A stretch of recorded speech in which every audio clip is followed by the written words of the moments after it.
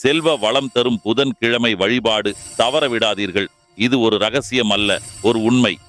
புதன்கிழமை செல்வம், வாக்கு வலிமை, அறிவு ஆகிய மூன்றையும் அருளும் மிகப்பெரிய கிரக நாள். புராணங்கள் கூறுகின்றன, புதன் பகவான் சந்திரனுக்கும் தாராதேவியும் மகனாக பிறந்தவர்.